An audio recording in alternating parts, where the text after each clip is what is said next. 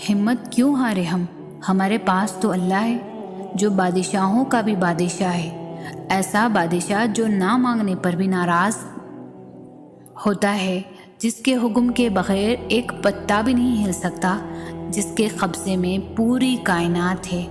مجھے پورا یقین ہے آج نہیں تو کل اللہ میری اور تمہاری دعاؤں پر ضرور کن فرمائے گا۔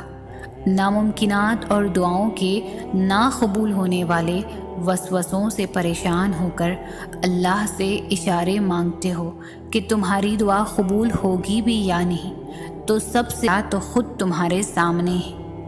اگر اللہ مانگنے کی توفیق دے رہا ہے تو نہ ملنے کا شک تو بنتا ہی نہیں۔ کیوں ناممکن اور ممکن میں خود کو الجھایا ہے؟ اللہ پر یقین رکھنے والوں نے ہر مسئلے کا حل پایا ہے۔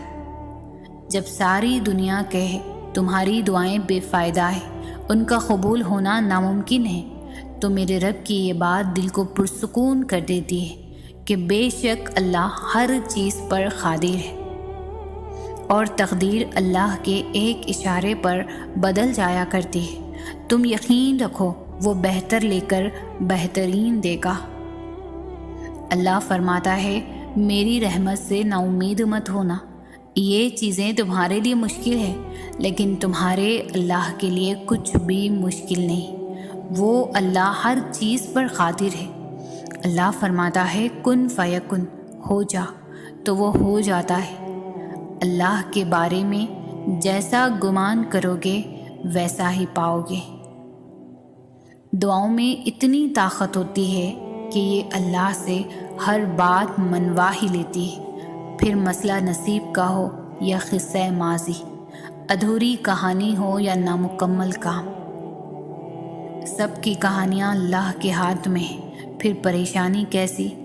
وہ جو پرندے کو ہوا میں تھامتا ہے وہی آپ کے مستقبل کو بھی تھام لے گا، اس کا ذمہ بھی وہی لے لے گا۔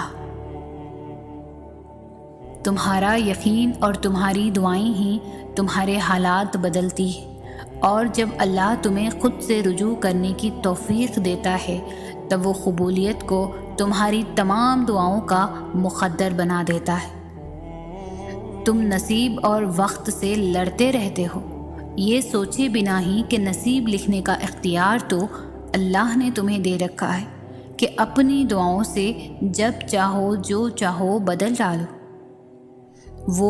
وہ رب جو انار کے دانوں کو ترتیب دینے پر قدرت رکھتا ہے، بے شک وہ رب ہمارے حالات بدلنے پر بھی اختیار رکھتا ہے۔